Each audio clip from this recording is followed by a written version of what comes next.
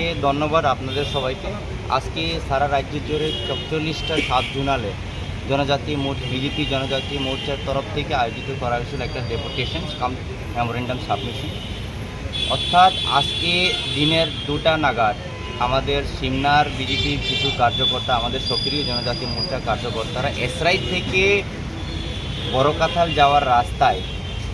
যাওয়ার রাস্তায় আমাদের কার্যকর্তার উপর তীব্রামতার কিছু দুষ্কৃত বাহিনীরা অ্যাটাক করার ফলে আমাদের কিছু 3-4 জন সক্রিয় কার্যকর্তার অনেক জখম হয়েছে। আমরা ওনাকে হসপিটালে নিয়ে এসেছি, ডক্টর দেখে তারপরে আমরা এখানে এফআইআর করতে এসেছি। আর থানার কাছে এই আবেদন রইল, আমাদের অফিসার ইনচার্জের কাছে আবেদন রইল, যারা দুষ্কৃত বাহিনীরা তাদের উপরে পুলিশের বা সাংবিধানিক ন্যায় বিচার হোক। আপনাদের কতজন আহত হয়েছে? সিমনাতে আমাদের 10-15 জন আহত হয়েছে, অ্যান্ড দূরত্বভাবে 2-3 জন আহত হয়েছে। তার মধ্যে মনোজ দেববর্মা একজন, আরও 2-3 জন লোক এসেছে, তারা আমরা ডক্টরের কাছে নিয়ে গেছি। আপনার পরিচয়টা? আমি ডেভিড দেববর্মা, জনজাতি মোর্চার সাধারণ সম্পাদক। কারো কি নাম উল্লেখ করে? নাম তো আমরা দিয়েছি, ঠিক আছে।